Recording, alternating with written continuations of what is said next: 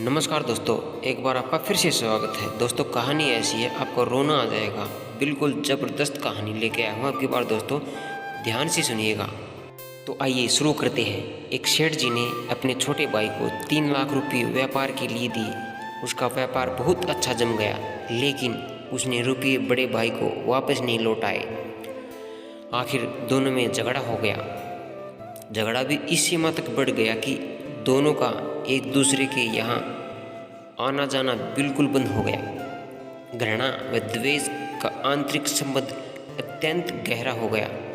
सेठ जी हर समय हर संबंधी के सामने अपने छोटे भाई की निंदा, निरादर व आलोचना करने लगे। सेठ जी अच्छे साधक भी थे, लेकिन इस कारण उनकी साधना लड़खड़ाने लगी। भजन पूजन के समय भी उन्हें छोटे भाई का चिंतन होने लगा। मानसिक व्यवस्था का प्रभाव तन पर भी पड़ने लगा। बेचैनी बढ़ गई, समाधान नहीं मिल रहा था। आखिर वे एक संत के पास गए और अपनी व्यवस्था सुनाई। संत श्री ने कहा, बेटा तू चिंता मत कर, ईश्वर की कृपा से सब ठीक हो जाएगा। तुम कुछ फल व मिठाई लेकर अपने छोटे भाई के यहाँ जाना और मिलते ही उससे केवल इतना कहना, अनुज, उसका भाई का नाम था अनुज, सारी भूल मुझसे हुई है, मुझे क्षमा कर दो। सेठ जी ने कहा, महाराज मैं ही उसकी मदद की है, मैंने ही उसकी मदद की है और मैं ही क्षमा मांगू। संत श्री ने उत्तर दिया, परिवार में ऐसा कोई भी संघर्ष नहीं हो सकता जिसमें दोनों पक्षों की गलती न हो। चाहे एक पक्ष की भूल 1% क्यों ना हो, दूसरे पक्ष की 99% पर भूल दोनों तरफ से होगी। सेठ जी की समझ में कुछ नहीं आ रहा था। उसने कहा, महाराज मुझसे क्या भूल हो गई?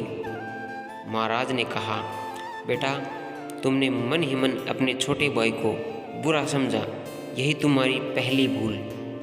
तुमने उसकी निंदा की, आलोचना की, तिरस्कार किया, यह है तुम्हारी दूसरी भूल। क्रोधपूर्ण आंखों से उनके दोषों को देखा, यह है तुम्हारी तीसरी भूल। अपने कानों से उनकी निंदा सुनी, यह है तुम्हारी चौथी भूल।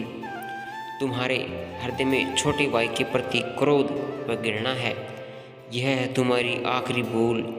अपनी इन भूलों से तुमने अपने छोटे भाई को दुख दिया है। तुम्हारा दिया दुख कई गुना होकर तुम्हारे पास लौटा है। जाओ अपनी भूलों के लिए क्षमा मांगो, नहीं तो तुम न चैन से जी सकोगे, नहीं चैन से मर सकोगे। क्षमा मांगना बहुत बड़ी साधना है और तुम तो एक बहुत अच्छे साधक हो। सेठ जी की आंखें खुल गई। संत श्री को प्रणाम करके वे छोटे भाई के घर पहुँचे। सब लोग भोजन की तैयारी में थे। उन्होंने दरवाज़ा खटखटाया। दरवाज़ा उनके भतीजे ने खोला। सामने ताऊ जी को देखकर वह अवाक रह गया, वो चक्का रह गया, खुशी से सहम गया और खुशी से झूमकर ज़ोर ज़ोर से चिल्लाने लगा, मम्मी, पापा, देखो कौन आए हैं। ताऊ जी आए हैं, ताऊ जी आए हैं। माता पिता ने दरवाजे की तरफ देखा, सोचा कहीं हम सपना तो नहीं देख रहे हैं। भाई हर्ष से पुलकित हो उठा, आहा, 15 वर्ष के बाद आज बड़े भैया घर पर आए हैं। प्रेम से गला रूद गया, कुछ बोल न सका। सेठ जी ने फल व मिठाई टेबल पर रखी और दोनों हाथ जोड़कर छोटे भाई को कहा, भाई सारी भूल मुझसे हुई है, मुझे क्षमा करो।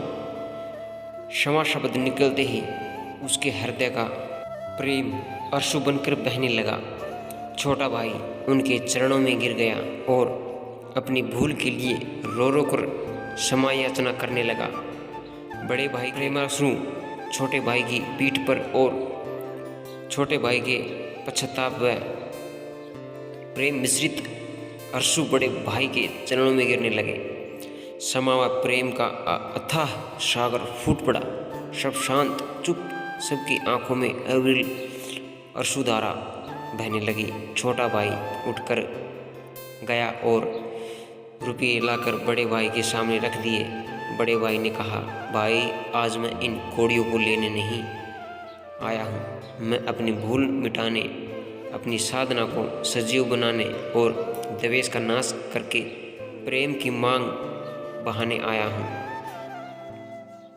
मेरा आना सफल हो गया, मेरा दुख मिट गया, अब मुझे आनंद का एहसास हो रहा है। छोटा भाई ने कहा, भैया जब तक आप ये रुपये नहीं लेंगे तब तक मेरे हृदय की तपन नहीं मिटेगी। कृपया करके आप ये रुपये ले लें। सेठ जी ने छोटे भाई से रुपये लिए और अपने इच्छानुसार अनुज वधू मतलब अनुज की वाइफ को भतीजे व भतीजी में बांट दिए।